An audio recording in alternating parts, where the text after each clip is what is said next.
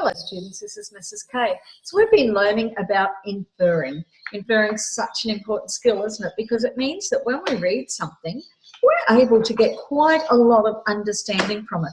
And it also means that writers don't have to write incredibly boring things that tell us every little thing.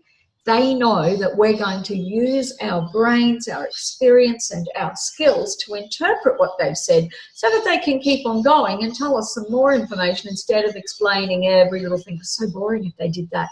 And so this is a really important skill. That means we can read some really interesting pieces of writing because we've got the skills to understand what's going on. And so this is the poster that we started with, inferring. And so we learnt that inferring is being able to read between the lines, reading between the lines. Let's put that up near the camera for you. Inferring is being able to read between the lines when the author implies something but doesn't exactly state it. So the author is implying it, but they didn't exactly state it. So you have been able, you need to use the clues in the text and your own prior knowledge to help you understand. Okay, so that's a really important skill. And we had this picture of this girl here, and her reading that she was doing said, Sarah's mouth was dry and she had a big knot in her stomach. She wished today was already over. And this is what the girl's thinking. I think that Sarah sounds really nervous about giving her speech to the whole school. And so you can see that that's her being able to really understand what's going on there. And I bet that she's able to understand it because she's experienced things like that herself. Not only that, but she was able to think about it. What does that feel like? What does it mean when I feel like that? I remember feeling like that. That's what that would mean if I had those kinds of feelings. So it's great. The writer's doing a great job of writing and the reader is doing a great job of reading, because we need to have both people. It's like a conversation. We need the person who's talking and the one who's listening. And then we need the other person to talk and the other one to listen. It's a really, really important thing. Okay, so now today we're looking at inferring, and I hope that you've gone ahead and done some more work with this piece of writing about the shark. I hope that you have a try after our last lesson at actually filling in this section on your inferring page, because it's really good practice. Inferring is such an important skill that we want to get all the practice we can at it. So when you're doing your reading, your private reading, when you're reading the Bible for that matter, all the time I want you to be using this skill of inferring, because you have this unique and wonderful brain that is able to do this amazing thing, and it's going to help you in life. Not only that, you can use it in conversations. There's a lot of places that we use inferring to get a lot more meaning and therefore a lot more power, because understanding is power.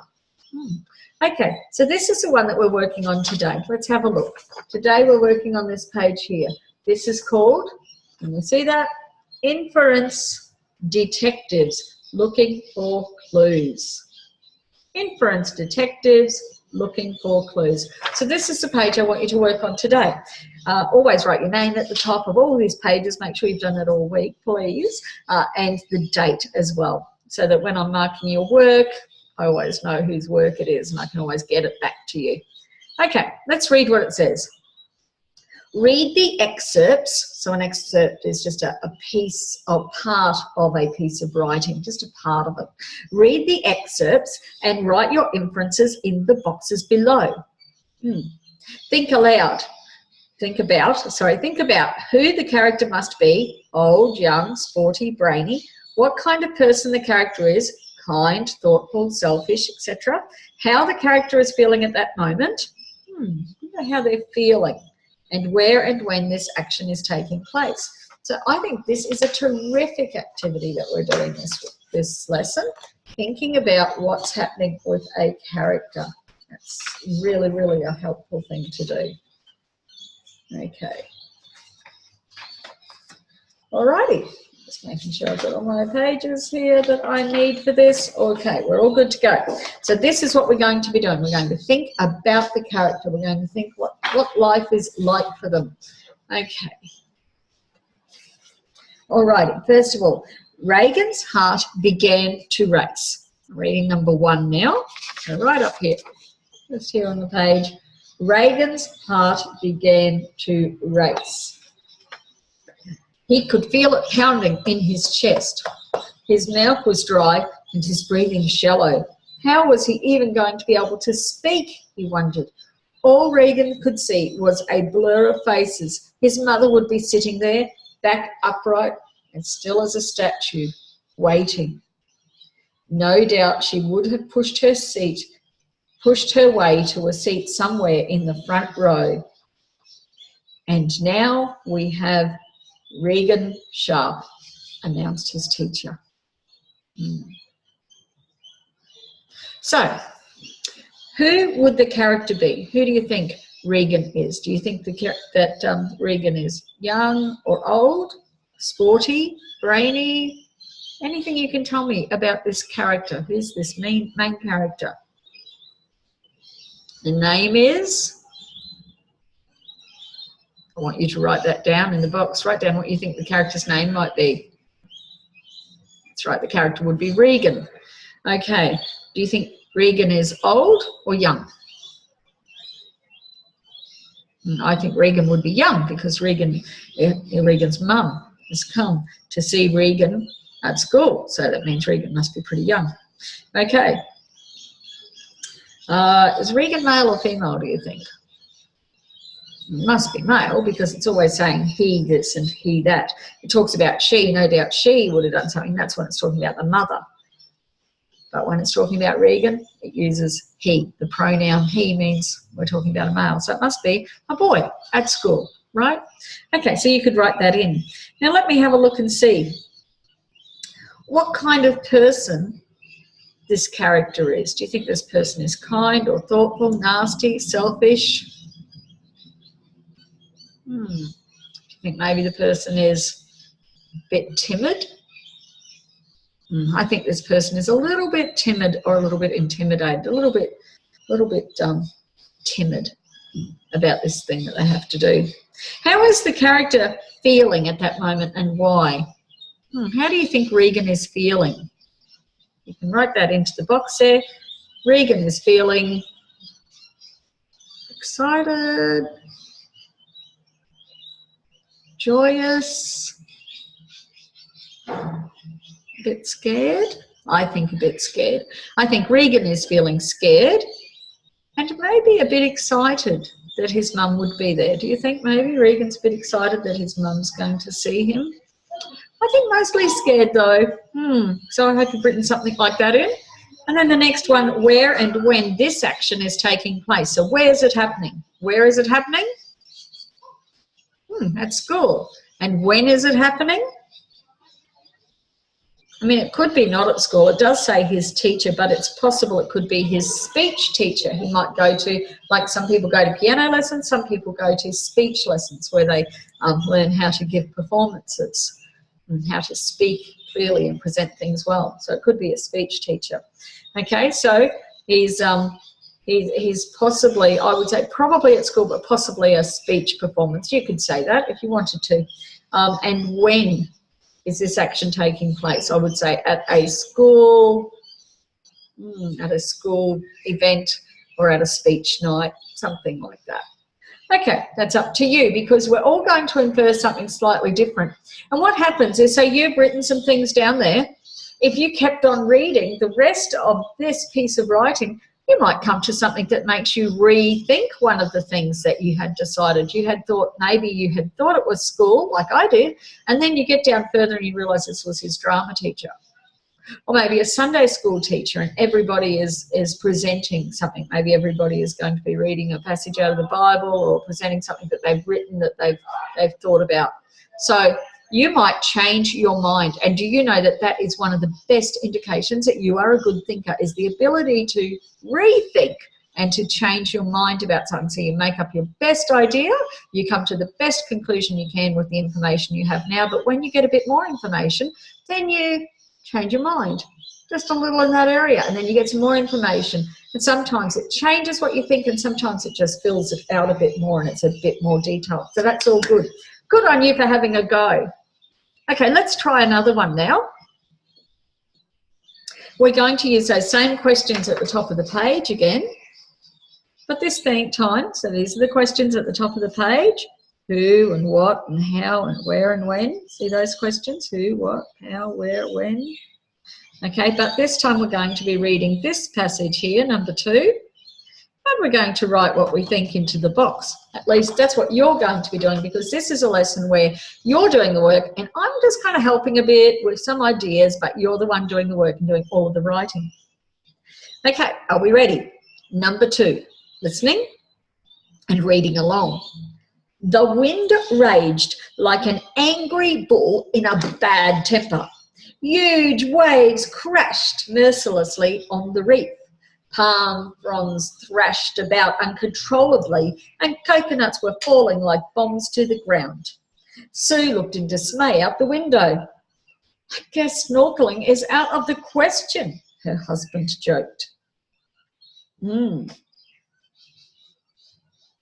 So what do you think about this character? Is this character old, young, sporty, brainy, something else? What do you know about this character? The character is, I always like to start with the name. If you've got a name, that helps. So the character is Sue, and it's telling us about Sue, even though then we hear something that her husband said later on, we know it's Sue. Now tell me about Sue. Do you think Sue is a child? Could Sue be a little girl? No, I'd say she's probably not a little girl because she has a husband. So she must be an adult, right? Okay, so we know Sue must be an adult. Do you think Sue's old? Do you think she's a really old lady? She could be an old lady. I think she's probably not old, because not really old. She's an adult, but not old, because she's going to go snorkeling. I think she was going to go snorkeling. So I would say that she's probably not really old, because usually really old people don't go snorkeling. That's pretty much a young person's thing to do. So I would say that she is an adult, but not too old. Okay, so you could say a young adult. You could say, just an adult, but not really old. Okay. Let me see. Let's have another look. Oh, and what do you think? Do you think she's an energetic, active person, or do you think she's the sort of person who is a bit doesn't like to get out and do things very much? I'd say she's energetic and active because she's going to go snorkeling, because even young adults don't tend to go snorkeling unless they're really energetic and active people who like to do things, right? Okay, so we know quite a lot about Sue. Oh, we also know she's married, don't we? Because she's married when it says that her husband joked, so she must be married. So she's a married woman who's not too old and likes to be active. So any way that you write that down, that's fine. I'll just wait for you to write some notes there about Sue.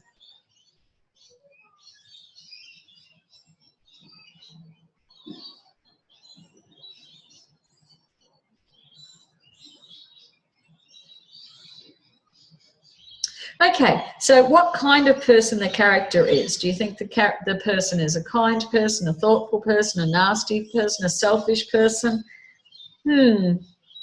Well, it does say that Sue looked in dismay out the window.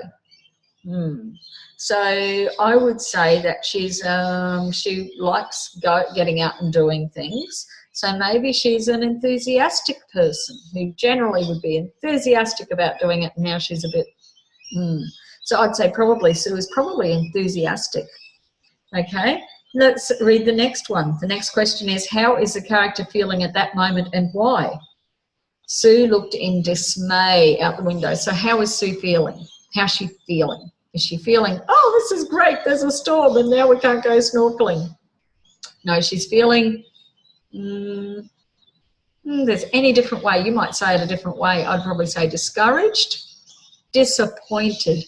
I think I would choose the word disappointed, but you might say something else. You might be saying that she's sad. You might be saying that she's upset, that she's sulking. I don't know what you will say, but you will use your own words, I hope, because we all understand things a bit differently and express things differently, and that's a good thing. It's great that we're different. Okay. And where and when this action is taking place. So where is it happening? Where's this thing happening?